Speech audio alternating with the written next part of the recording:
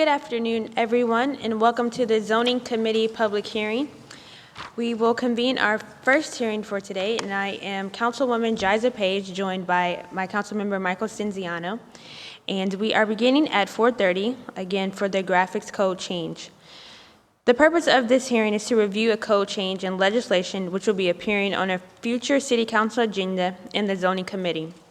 The U.S. Supreme Court's decision in the case of Reed versus the Town of Gilbert removed the ability of local municipalities to enforce and/or regulate graphics code based on the content of the graphics or the sign.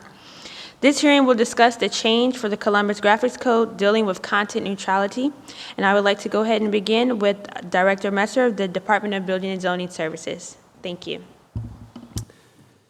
Councilmember Page, Councilmember Cinziano, thank you and others that are present for the opportunity to discuss these important changes. As you mentioned, Councilmember, we're putting forth these changes as a direct result of the recent United States Supreme Court decision, Reed versus Town of Gilbert. It was decided last year. In essence, with the guidance of the City Attorney's Office, that decision requires codes related to signage and graphics to be content neutral, as you indicated. In other words, we need to review our code and essentially eliminate any content-based provisions and regulations, and there are several. First, I want to clarify that our intent in the proposed changes in the code is not to introduce anything new or any kind of policy change or regulation, but merely to eliminate anything content-based in the current graphics code, working with the city attorney to decide which areas are prohibited by the recent Supreme Court decision. So our graphics code is an extensive code, and there are numerous content-based provisions, like I mentioned, that would need to be eliminated. Probably the most impactful change deals with temporary signs. The current code states that signs greater than 10 square feet require a permit, and temporary signs are not really permitted throughout the city. However, there are numerous exceptions that are carved out for various types of temporary signs, and those are based on content. So, for example, commercial real estate signs advertising a vacant property are allowed up to 32 square feet for 18 months. Going out of business signs are allowed for up to 32 square feet in commercial, 16 square feet for residential for 30 days, and so on and so on. There are several, like I said, temporary signs that are specifically carved out and permitted based on content. But however, due to the Supreme Court decision, like we mentioned, we can no longer carve these out based on their content. We must either allow all temporary signs or allow no temporary signs and ban them altogether. And any restrictions we would add for duration or cost would have to apply to everyone. So therefore, since we do believe that temporary signs are very important and there's significant reason to keep them, grand opening signs, for sale signs are very beneficial and we believe should be allowed with reasonable restriction. So, for example, if we allow a temporary sign, though, up to 32 square feet, then everyone in the city can have a temporary sign up to 32 square feet. If we say 16 square feet, then everyone in the city can have it up to 16 square feet, regardless of what they want to put on the sign. So since the current city code says that signs require permits if they're over 10 square feet, we are proposing to just leave that as is. As I said, our goal here was not to introduce new code rules or changes in policy, but merely to remove any content-based restrictions. So essentially, we are proposing that you no longer have those carve-outs. Temporary signs are permitted, but they would be permitted only under certain restrictions. So to summarize, under our current code, temporary signs are only allowed for a specific content-based purpose, but under the new code change, we would essentially allow temporary signs. They would require a permit if they're more than 10 square feet or more, and they would be allowed for 90 days. So I know that's a lot about temporary signs. There are a number of other provisions in the code that need to be changed, and Paul Friedman of our Code Development Office is here. I'm going to turn it over to him to go through just a brief summary of all of the code changes, and then if we have some more specific questions or comments specifically related to those or the temporary sign issue, be happy to answer those. Thanks. Thank you, council members. members of the public that are here this evening. We systematically went through the code and produced an ordinance, and I will try to keep this brief, even though the ordinance itself is in excess of 44 pages, reflecting several pages of references to content regulations.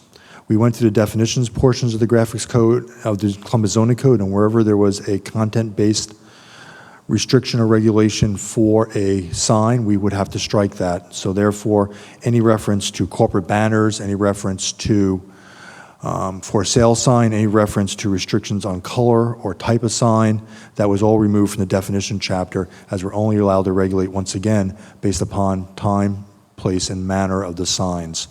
We then actually went into the graphics code portion of the Columbus zoning code and went through and found several references to sign restrictions. In some cases, we restricted the sign to only be the business name, the business address, and a primary message. That being content-based was struck from the code. Several of the commercial overlays had restrictions as to color and content. That also would have to be struck. We went through and found references to co-op signs. Those co-op signs would no longer be allowed to be regulated based on co-ops, the fact that they're a cooperative sign with a off-premise advertiser. We then also went into, as the director mentioned, the temporary sign portion of the code, and we condensed that into two different types based upon the construction. The Supreme Court did allow us to base our sign regulation on the nature and type of construction of the sign. So in the future, under the proposed code, we would have a temporary sign that is rigid. They would be restricted to 32 square feet and allow for 2 90-day periods, requiring a permit when above 10 square feet. We also did allow for banners, flexible signs, up to 16 square feet for 30 days, allowing 2 avenues of alternative communication, trying to allow for the freedom of the press and freedom of speech, while also allowing for very neat and orderly regulation of the signs. Finally, going through the sign code, we had to deal with the actual license and regulations, and we dealt with several of the content-based regulations underneath the licensing portion of the code for sign erectors and their application. The goal here is to not make any policy changes or any other wholesale changes to the graphics code, but ensure that with the guidance of the city attorney that we are compliant with the Supreme Court decision as well as local customs and traditions. Once again, there is a very fine line to walk, trying to accommodate those whose business and commerce rely on these signs, while also trying to ensure the orderly development of the community and not allow for the over-proliferation of these signs throughout the commercial corridor. We think we struck this balance to the best of our ability, given the limited room in which the Supreme Court allowed us to regulate signs. They did leave the ability to regulate on and off-premise, time, place, and manner. So we did, in keeping with those allowances, regulate the signs, permanent and temporary, to the best of our ability. Thank you very much, Director Messer and Mr. Friedman. Are there any questions at this time? Councilmember Stenziano. Thank you, Madam Chair. Do have some questions and really appreciate the work in terms of the Supreme Court case, the review that was conducted. The two biggest concerns I think that I'm hearing is regarding time frame and dollar amounts. Curious if you could dig a little deeper in terms of how those were established, if there was guidance from other municipalities. I know some states, particularly out west, maybe have eliminated altogether, and we're not going that direction. But how we got to kind of this proposal, and if there are additional concerns, how we move forward. Thanks, Councilmember Stenziano, for your question. Yes, we did have an extensive review and extensive conversation around those issues of cost and duration. So the easiest one to do would be cost. So currently, a permit costs $200 through our codified council-approved fee schedule. So when you need a permit, and in this case, the change would require permits for any sign above 10 square feet, we're charging the same permit fee that we would charge all along. So cost-wise, we didn't necessarily review to propose a cost change. We will have a fee schedule, a standard fee schedule review that we do every 5 years, coming up in the next 24 months or so. And like any other fee our standard process would be to review those fees and determine whether there needs to be some adjustments made. But the reason for the $200 permit fee is simply because that's what the current city code requires. And the 10 square feet is what the current graphics code requires in terms of the threshold, with the exception of the carve-outs, which we are no longer able to do. In terms of the duration, we did try to strike a balance. There were any number of durations associated with the various carve-out temporary signs. So true, some of them were 18 months, but some of them were much shorter. So the 90 days with the extension of a 90-day period was both a compromise in terms of time frame for what we would consider to be the previously approved carve-out signs, but also, as Mr. Friedman said, striking that balance between now everyone in the city is allowed to have a sign. So what's a reasonable time frame for everyone to be allowed to have a temporary sign on their premises? And so that's where we struck the 90 days with a 90-day renewal.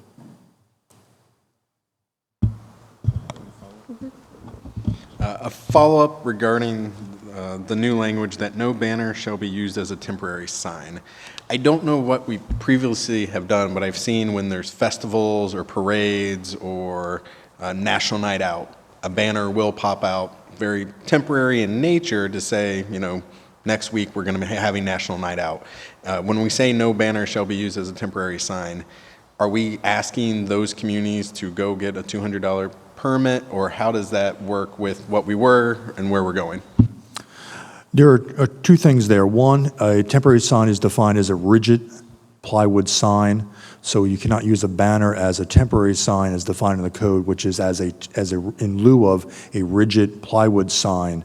So therefore, that scenario that you mentioned would not be applicable. It just cannot be used in lieu of the plywood sign that you would use. So they would still be able to use banners, and in fact, because of the country neutrality, they could use banners in more conditions because of the 30 days, whereas in the past they were restricted to 10 square feet. There actually would be allowed 16 square feet and in 30 days. In the past, most of those banners actually were not allowed by code, because you only could get a banner under the current code for public service announcements, which counterintuitively did not include many of those special events, going out of business and grand opening. So unfortunately, actually, many of the banners you saw in the past weren't allowed under the code. In the future, they would be. We would no longer be able to restrict them based on the going out of business or grand opening, as I mentioned. So this actually would be broadening the scope of what you can get those banners for, 16 square feet in 30 days. Under 10 square foot, there would be no permit.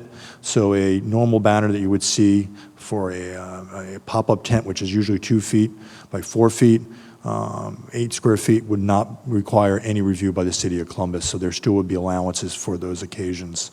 Additionally, in the downtown district, as well as East Franklinton, the graphics code is as per the commissions in those respective areas, the Downtown Commission and East Franklinton District Commission. So therefore, these codes would not be applicable to the downtown scenarios where they have a whole different set of regulations because it's commissioned underneath the zoning code. One more. Thank you, Madam Chair, and thank you for that explanation. There's also discussion about the exemptions and how there is no exemptions. I know there's been some talk that under the proposed language, construction sites would have some degree of exemption. Can you talk further of why that's a little different than additional signage, or is there opportunity that we could not make more exemptions, but find a similar category for other potential temporary signs or ones that may be beyond 180 days? Currently, the code does call out construction signs and calls out going out of business and grand opening signs, and gives specific requirements. Going out of business, grand opening, you have 30 days and a 16 or 32 square foot limit, depending on whether you're residential or commercial or manufacturing and zoning. You do have construction signs and real estate signs that have longer and larger size limits. The idea in the future, there would only be temporary signs, and we were able to tie a temporary sign when there's a building permit, can't call it a construction sign, but when there's a temporary sign in presence of a building permit, we were able to not based on content, but the presence of the building permit, give them 18 months, very similar, identical to what's currently under the code. We could review the potential for other ability to see if there's with the review of the city attorney, see if there's ability to tie it to something else, another action that is city-oriented, like a building permit, to accommodate others that would want it. We can't base it on the content, can't base it on the construction, but we could see if there's other city action, other permits or affirmative action taken by the city that we could relate a temporary sign to, and therefore give it a separate limit. But once again, we have to tie it to some sort of concrete action taken by the city. The aforementioned building permit serves that function in the case of temporary signs related to construction. Just again, want to thank you all for the work that's been put in, the willingness to understand some concerns and really the progress to move forward. I know this is an important step in responding to the Supreme Court case and making sure that we have a code that's business friendly, that isn't going to put us at a bad spot compared to surrounding municipalities, and look forward to continuing to work with you all on how we get to that point. Thank you, Madam Chair. Thank you, Councilmember Stenziano. I would now like to offer up the floor for Chief Zoning Official Chris Pizzuti to offer any additional comments. I have nothing else to add other than just indicating we do appreciate all the parties who've been involved thus far, who've been meeting with us in meetings and inquiring about this since we started our outreach.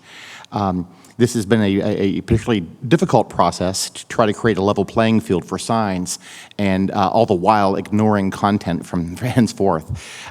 It's quite a sea change for how we regulate signs, and we're starting to see, observing how other cities are doing this as well. As Mr. Friedman pointed out, some cities have chosen just to not allow temporary signs anymore. We don't believe that that would be fair or conducive to encouraging a healthy commercial area within our commercial corridors. Having said that, just want to indicate that we did conceptually present this to the Graphics Commission, Columbus Graphics Commission, as well as the Columbus Development Commission. They did unanimously support this initiative, but based on the comments we're getting from various industries, we still have some work to do on this. And we do look forward to working with them to come up with something that hopefully will achieve an even balance that everybody can support. Thank you so much, Mr. Pizzuti. I would just again like to echo Councilmember Stenziano's comments to thank you all for the work that you've done, and also to acknowledge Assistant City Attorneys Wendy Boots and Melissa Hicks, who are back in the back, as well as Josh Cox. I know that they have both done a lot of work with you all to make sure that the working draft and what we move forward with as a city complies with the Supreme Court case. So thank you all. We do have one speaker this evening, and I would like to ask Mr. William Logan to come up. And as he is approaching the podium, if any one of you could just briefly let people know who they can contact if they have any suggestions or questions as we are working with this draft of the zoning code.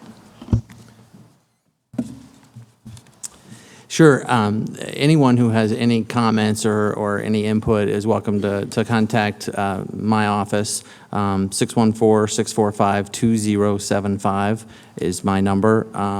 And I'll also give you both Chris and Paul's number. Chris, I believe, is 614-645... 7849. 7849, and Paul? My number is 645-0704, 645-0704.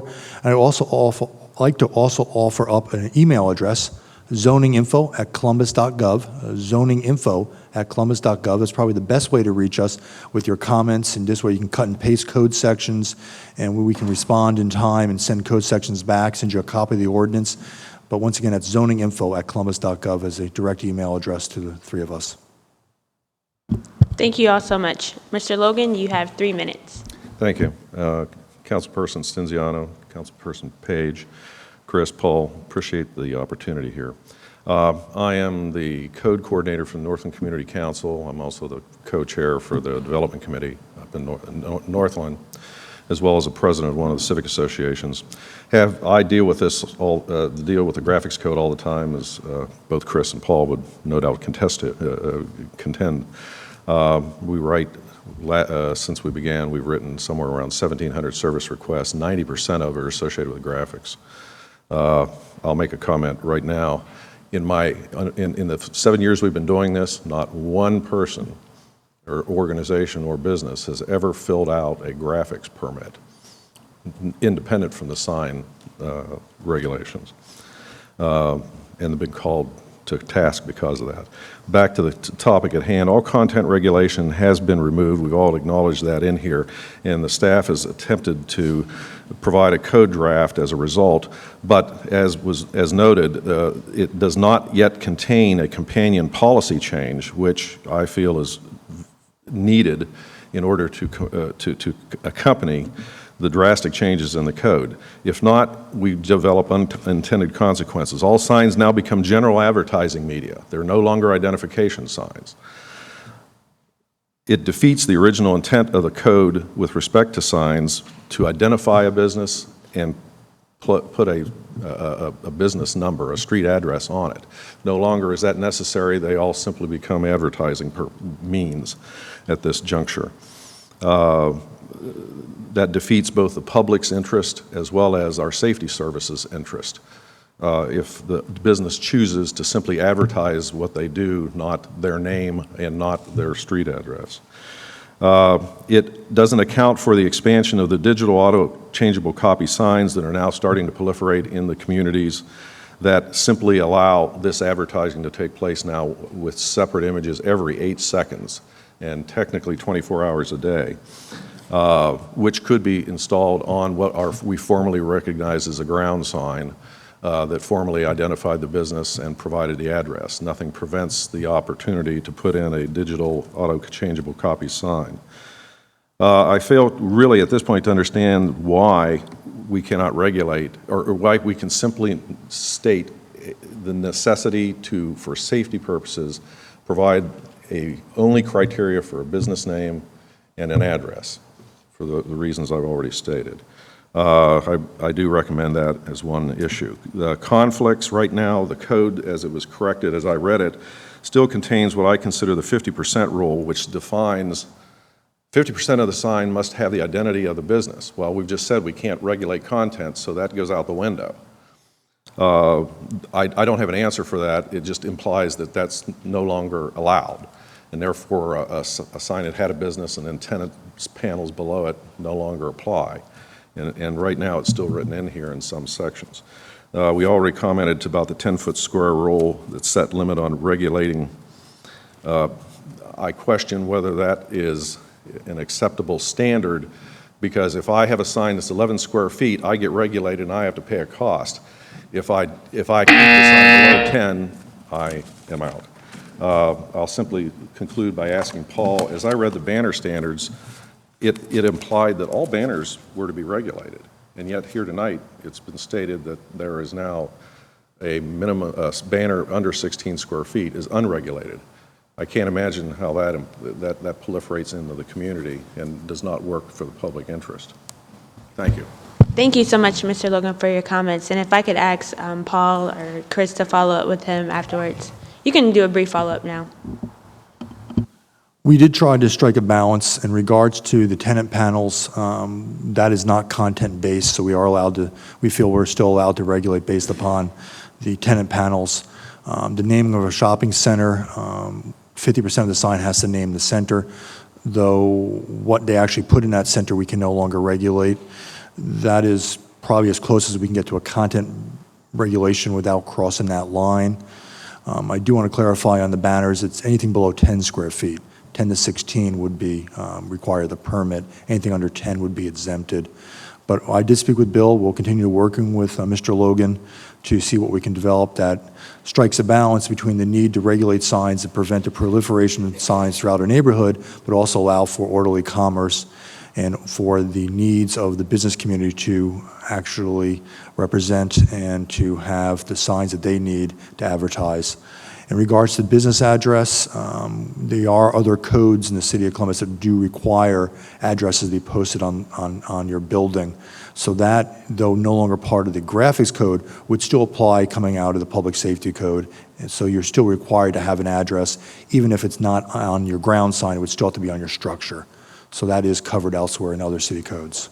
But otherwise, I will work with Mr. Logan, as well as anyone else who contacts us, Once again, my number is 645-0704, and the best way to reach us is zoninginfo@columbus.gov. Thank you, council members. Thank you, Paul.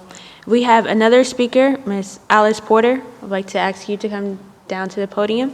And Ms. Porter, you have 3 minutes. If you could state your name as well as any organization you may be representing. My name is Alice Porter, and I'm Northeast Area Commission Zoning Chair. And I just have 2 questions. The effective date of the changes, and are the changes going to be given to all of the commissions located in the Columbus area?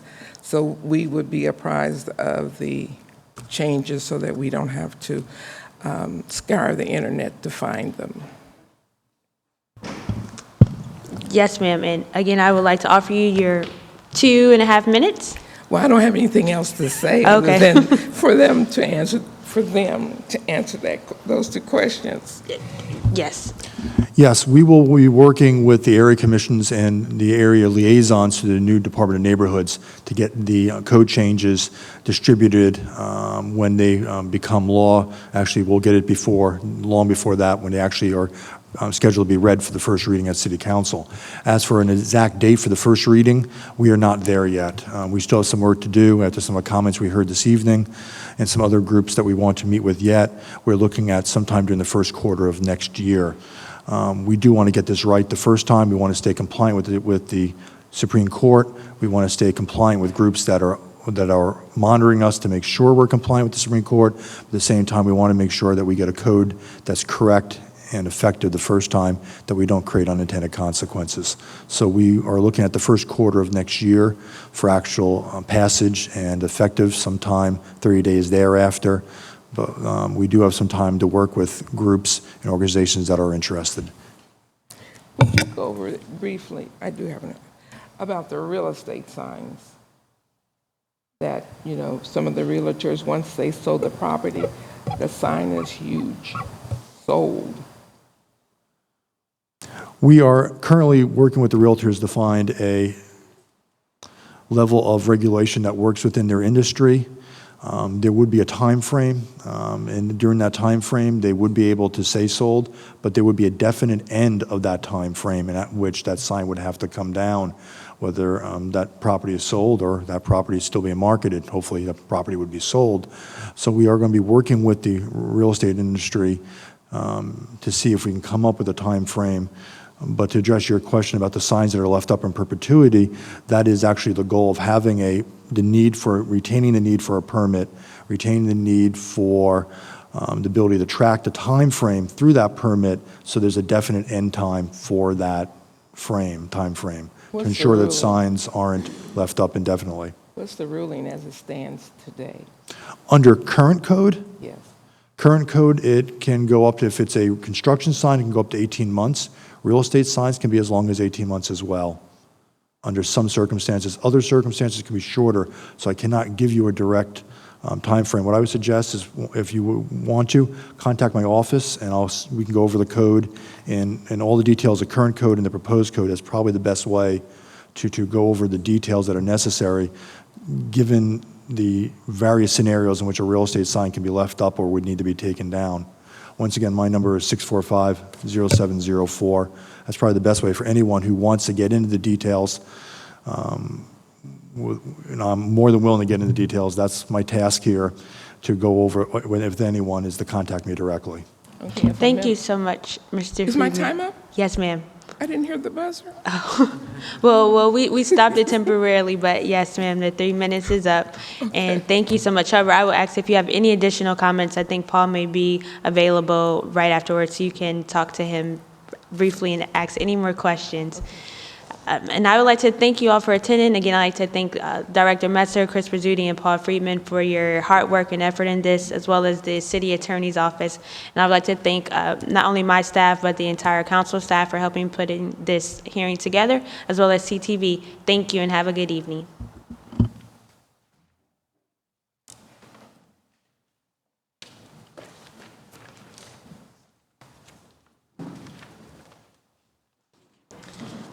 Good evening, everyone. And we will now convene our second zoning committee public hearing this evening on the extended stay code change. It is a little after 5 p.m.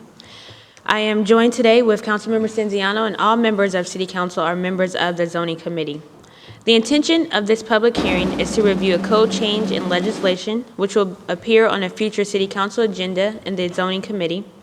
This code change will amend Section 336301 of the Columbus Zoning Code, Title 33, just a little music accompaniment, to exclude extended stay hotels due to their unique residential character from the list of permitted commercial uses in the M Manufacturing Zoning District to further minimize potential land use conflicts. And I would like to go ahead and begin with Director Messer. Chair Page, Councilmember Stenziano, thanks for the opportunity to be here tonight to discuss these changes. Extended stay hotels are unique in that they have both commercial and residential characteristics. They're licensed by the state as hotels. They're subjected to commercial standards in the building code, but because of the extended stay components are often more like residential apartments, they offer a unique combination of both of those areas. A few years back, we addressed some of this by clarifying in city zoning code that extended stay hotels would be subject to land use standards that are consistent with residential apartments as opposed to commercial hotels. Even though they would be permitted in commercial zoning districts, they would be subject to those residential apartment type zoning standards. Since that change, however, another concern has developed. Current zoning code allows commercial uses also to be permitted in manufacturing districts. And so by extension, extended stay hotels are currently therefore allowed in manufacturing districts. Although the zoning code also puts forth the idea in these manufacturing districts that residential uses are not permitted. So, for example, residential apartments would not be allowed in a manufacturing district. So we're faced with a dilemma where you have a manufacturing district that allows commercial property but really excludes residential property. And so you have extended stay hotels, as I said, that have both of these characteristics. So the conflict exists here, and the proposed change is really just to clarify in the zoning code that because of their residential nature and the residential characteristics of an extended stay hotel, they would not be permitted, that use would not be permitted in a manufacturing district without either a variance or a change in zoning. In making this change, we were also very mindful of the fact that there are various extended stay projects in manufacturing districts around the city that may already be underway, have already started the process of development.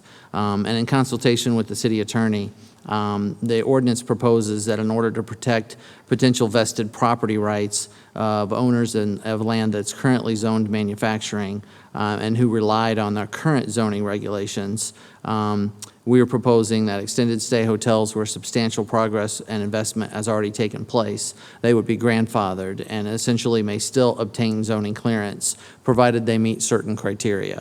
Paul Friedman from my code development team is here. He's going to go over briefly some of the specific language changes, including those criteria that I just mentioned for the grandfathering. And with that, I'd like to turn it over to Mr. Friedman. Thank you, members of council, members of the public in attendance this evening. The mechanism of the code change itself is pretty straightforward. We are simply prohibiting extended stay hotels from the M Manufacturing Zoning District. This would not affect hotels in the more traditional sense, but only those hotels designed and intended to be held for stays longer than 30 days. The specific mechanism of the grandfathering clause is called out in the ordinance, and if you indulge me for a second, I'd like to go through those three very specific scenarios in which, if you meet those criteria, you would be allowed to be grandfathered. The first is, 1, the property owner and/or developer shall submit a written request that identifies the parcel or parcels included in the project for which the zoning clearance approval will be sought pursuant to this section to Department of Building and Zoning Services within 60 days of the effective date of this ordinance, along with documentation that the subject property is owned by and/or in contract to be purchased by the developer or otherwise has been subject to a site compliance review or building permit application prior to the effective date of this ordinance. That's important there because this doesn't allow anyone to decide, the ordinance passes 30 days later, we want to then develop it, it has to be prior to the effective date of this ordinance that you actually started making the investment. The 60 days references a time period in which you alert the department that you're under this, that you actually started this investment process. 2, a proposed extended stay hotel shall obtain a certificate of zoning clearance by the end of the calendar year 2017, unless upon demonstrating for good cause, an extension is granted by the Director of the Department of Building and Zoning Services for a period not to exceed 6 months beyond the calendar year of 2017. What that provides is, even if you made that investment that we mentioned earlier, you still have to proceed with good faith to get that zoning clearance. You can't simply make the investment, apply, and let it languish. You have a maximum of potentially a year and a half if you're granted that extension to actually get to the point that you have a zoning clearance. And finally, the other third option, third requirement is in order to obtain said zoning clearance, if the site of a proposed extended stay hotel lies within the boundaries of an area commission or civic association, the applicant shall formally consult with that area commission or civic association about the details of the project and shall submit written documentation that said consultation has occurred. If the site of a proposed extended stay hotel does not lie within the boundaries of an area commission or civic association, the applicant shall consult with the staff of the planning division of the Department of Development and shall submit documentation that said consultation has occurred. This is keeping in line with how we would treat this property as if there was rezoning was requested. This is to keep a level playing field so that if someone is proposing an extended stay, that the area commission or civic association has the ability to give a recommendation, to weigh in, and give possibly ideas on how to construct it. Much like a zoning, in the end, it is already zoned for that use, but at least this way there are no surprises. All parties are appraised that there is an extended stay hotel going in on this M-zone property.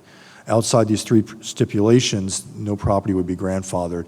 So we feel that strikes a balance between preserving property rights for those that already made investments in manufactured zone property where they intend to construct extended stay hotels, and at the same time prevent future land use conflicts by prohibiting them from that point forward. Thank you, Mr. Friedman. Now I do have one quick question for clarification. In order for a property to be grandfathered, it must meet all 3 of the criteria. Yes, that's correct. Thank you, Director. Any questions? Councilmember Stenziano. Thank you, Madam Chair. I do have a few questions. In the grandfathering, one thing I've struggled is kind of the future-looking component of grandfathering. Why 60 days for that first trigger? Why not 30, 15, 10? What's special about 60?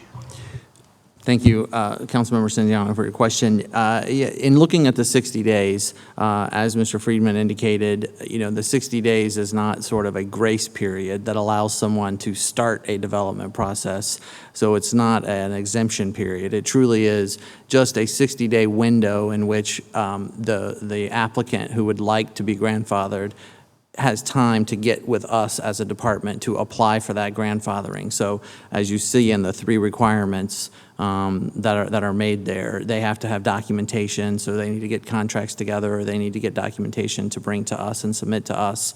And primarily, the 60-day window was because we want folks who may not have notice of this code change to have an opportunity to get notice that the code has changed, to have the word get out that if they want to be grandfathered, they need to follow up with us. We were concerned that a shortened period, most folks, yes, most development folks have been in consultation with us and they know about this code change, but just to allow for the fact that some folks may learn about this code change and the opportunity to grandfather for the first time after the passage of the legislation, we wanted to make sure there was a reasonable period of time for them to digest it and follow up with our office.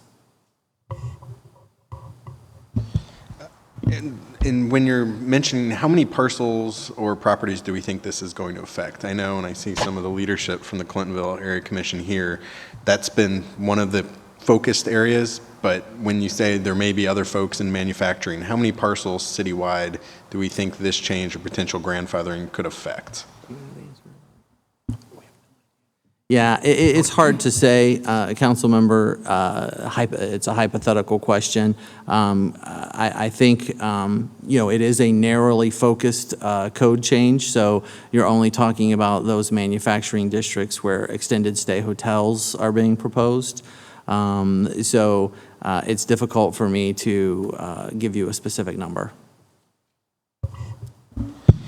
One thing in terms then, and I know the focus has been on that grandfathering piece, and I appreciate the department's work on trying to tackle the extended stay in the manufacturer. I know there was a lot of concern that raised. On the third trigger, in terms of formally consult with the area commission or civic association or with the department, is that to address concerns about traffic? Some of what we've heard, particularly out of some residents in Clintonville, is impact an extended stay, increasing residential area on side streets, main thoroughfares. Is that the intent? I mean, once they share the plans, what action can be done by the area commission, civic association, or department? It seems kind of already too far down to maybe change plans. I don't know what was envisioned with that third trigger. So as Mr. Friedman indicated, with that third trigger, I mean, our true intention there is to mirror what is in existence today. So for example, today, all of those concerns that you just mentioned are all fair game, I guess I would say, for discussion and for evaluation by an area group. The area group then has an opportunity to sort of weigh in on whether or not they have a concern about traffic or about the size of the development or access or any of those things that you just mentioned. In the current process, area commissions formalize their recommendations and their comments, but they're really not dispositive of the issue. True, under a true rezoning process, ultimately those would have to come to city council, and that's not going to occur in this case. So what you are actually left with is not having a city council action for approval. But in terms of the input, what was intended was to essentially mirror exactly what happens right now in the case of a rezoning. So we would expect the developer would have enough specificity to give to the area groups for them to be able to weigh in on many of the factors that you just mentioned. They would be able to have dialogue with that developer or applicant to be able to express their concerns. It's true that there would not be the ultimate decision-making that goes on at the city council level because there is no rezoning. But we were attempting to mirror exactly what happens in a true rezoning action. I would also say that kind of irrespective of this code change or anything else, every project has to go through an exhaustive, extensive city review for permits and approval. So any extended stay hotel would still have to comply with all of the various rules and regulations pertaining to stormwater, sewer, the fire code, building code, any Department of Public Service or Department of Public Utilities, Recreation and Parks. There are any number of exhaustive codes and ways in which the city still regulates development that would still be in place. So they would still have to go through those reviews, get the various permits and approvals that are all required for any development. Thank you, Councilmember Cinziano. Again, thank you, Director. How many parcels or properties do we think are kind of in this grandfathering stage right now? Again, it's very challenging for us to give you a specific number. I can tell you that there were 3 different development plans in the last few months that have called a lot of attention to this need for us to review the code and look at things. So I know of a few that definitely are in my office in some state that would be eligible to be grandfathered if the developer so chose. So, I mean, I guess what I would say is, I know of a handful personally, that have came through, and I would guess there may be a handful more that have not yet reached the stage where I may be aware, but where developers may have contracts in place or intentions in place, and they still may meet the standards. But it's hard for me to put an exact number, on what that would be until we have the 60-day window and allow people to apply. But, I think both in terms of Councilmember Stenziano's question and your question, think lower numbers rather than higher numbers. I mean, we're not talking, dozens and dozens of properties here. It's a very narrow situation where we want an extended stay hotel specifically on a manufacturing parcel. How many extended stay hotels do we currently have that are in an M district? Councilmember Page, Councilmember Stenziano, we are aware of 3 such facilities right now that are zone manufacturing, while there are probably more than 31, 32 such facilities in general. All those others are zoned in commercial zoning districts. Thank you. And I would like to give you the opportunity, Chief Zoning Official Pizzuti, to offer any additional comments. Thank you very much. Just 2 more points. One, after the 60-day period is over, whereby we will consider grandfathering requests, at that point forward, because this will become a prohibited use in the manufacturing district, any extended stay hotel projects that are proposed in manufacturing districts will require rezoning. Other than that, I want to point out that this is not just in response to or certainly not to make it harder for apartments to be developed, but we also recognize that sometimes land use conflicts go the other way. Putting essentially a residential type use in an industrial area can also serve as a disincentive for more industrial development. So this is also to preserve the sanctity of industrial sites, to allow the development of tax revenue and jobs and all of that, where we have found that in placing them within industrial parks and industrial areas, some of the industrial users are not particularly happy about that either. So I just wanted to point that out too. Thank you so much, and I think you're reading my mind, because I was going to ask, how will this legislation continue to affect the future growth of our city and some of the, positive impacts that we will see, particularly in the manufacturing districts? Oh, and if I may, Councilmember Page, I want to point out also that that any existing extended stay hotels, those 3 that I mentioned that I'm aware of that are in the manufacturing districts, would be rendered non-conforming as a result of this action. So it's possible, and in fact, we are just 2 weeks ago received an application to rezone 1 such facility to an apartment district to prevent it from being rendered non-conforming. So it's already working to a certain extent. Well, thank you all so much. I do not believe there are any additional comments from council members. Are there any additional comments from staff? Director Messer. No, just once again, I'd like to acknowledge the City Attorney's Office, who also has been consulting with us on this issue and very helpful on getting us to where we are. And also just acknowledge cooperation of City Council and their staff members. We really appreciate the support that we always get when we have these kinds of complicated issues to deal with. So thank you. Thank you, Director. And we do have 1 speaker this evening, Jill Tangeman. If you could come down to the podium, and please let us know any organizations that you are representing. And Jill, you have 3 minutes. Thank you. Thank you very much. Thank you, Councilmember Page, Councilmember Stenziano. Really just a couple of comments. First, to say thank you very much to Director Messer and his staff, Mr. Pizzuti and Mr. Friedman, for working with my clients who are developers of extended stay hotels. We also worked closely with the BIA and Malcolm Porter, who unfortunately had to leave.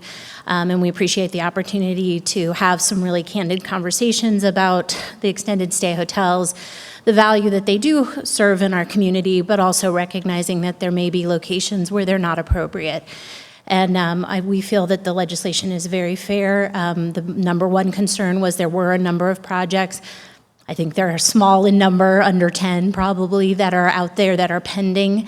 And people were mostly concerned about making sure that the investments that they've already made in those properties could move forward. It's easy to adjust to a code change when you know it's there. The concern from most of my clients and from representatives from the BIA was not having that grandfathering language. We are very pleased with the language that the city staff drafted, and we think that it's an excellent compromise. So we just want to say thank you to everyone for working with us through this. Thank you. Thank you so much, Jill. And if there are no further questions or comments, I would like to thank everyone for attending today. Again, I'd like to thank Building and Zoning Services for all the hard work that you've put into this, not only working with the different industries that will be affected with this, but residents as well. Again, thank the City Attorney's Office, thank council staff, and I believe that this legislation will be on for a first reading at the December 5th council hearing. So again, thank you all and have a good evening.